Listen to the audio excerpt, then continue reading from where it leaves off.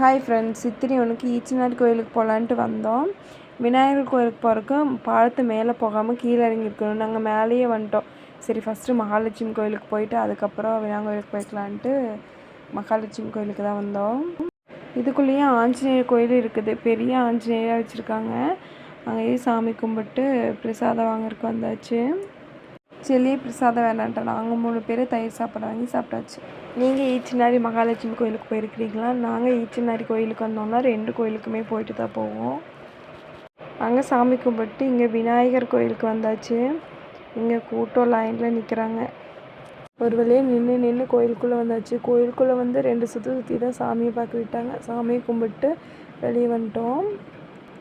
கோயிலுக்கு தெம்பர் சைடு வந்து பெரிய மண்டபம் மாட்டு கட்டி விட்டுருக்காங்க. நல்லா உட்கார்றதுக்கு நல்லா சௌகரியமாக இருந்துச்சு. நாங்கள் வந்து ரொம்ப நாள் ஆச்சு இங்கே வேலை செஞ்சதுக்கப்புறம் இன்றைக்கி தான் வரோம். நாங்கள் கோயிலில் சாமி கும்பிட்டு வெளியே வரும்போதே ஒரு லைன் போயிட்டு இருந்துச்சு. சரி, வேறு எங்கேயோ போகிறாங்க எதுக்கோ அப்படின்னு நினச்சிட்டு நாங்கள் உட்கார்றதுக்கு வந்தோம். நாங்கள் உட்காந்துருக்கும் போதே தெரிஞ்சு பிரசாதம் கொடுக்குறாங்க அப்படின்னு சொல்லிட்டு. அப்புறம் சரியான கூட்டம். அப்படியே சைடில் நின்று 2 பிளேட் வாங்கி 2 பேர்த்துக்கு கொடுத்தா சாப்பிட்டானுங்க. தீக்ஷித்துக்கு ரொம்ப பிடிச்சிச்சு. இன்னொன்று வேணும் அப்படின்னு சொல்லி கேட்டான். அப்புறம் போய் அப்படியே நீயே வாங்கு அப்படின்னு சொல்லி சொன்னதுக்கு அவள் அப்படியே நின்று அந்த அண்ணா தட்டு கொடுத்துட்டாங்க. பார்த்துட்டு பிரசாதம் வாங்க சொன்னால் நீயும் வாங்க, நான் போனால் அவங்க திட்டுவாங்கன்னு சொல்லிட்டு நான் போக மாட்டேன்ட்டேன். அப்புறம் அவனே போய் வாங்கிட்டு வந்துட்டான்.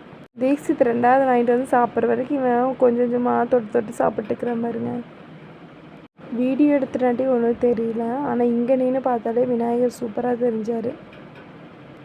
அப்படியே வர வெளில ஒத்தக்கால் மண்டபம் சிவன் கோயிலுக்கு போயிட்டு வந்துடலான்ட்டு காலையிலேயும் நினச்சோம். சரி, திரும்பி வரும்போது போய்க்கலான்னு நினச்சிட்டு வந்தேன். வரும்போது கோயில் சாத்திட்டாங்க. இன்றைக்கி சித்திரை ஒன்றுங்கனால விசேஷம் நான் தானே சாத்த மாட்டாங்கன்னு நினச்சோம். ஆனால் இங்கேயே சாத்திட்டாங்க. அப்புறம் தீக்ஷித் பேக்கரி பார்த்ததே கொஞ்சம் நிறுத்துங்களா, ஏதாவது சாப்பிட்டு போகலாம் அப்படிங்கிற மாதிரி சொன்னால் சரி ஜூஸ் குடிச்சிட்டு போகலாம் அப்படின்ட்டு முலாம்பழ ஜூஸ் தான் குடித்தோம்.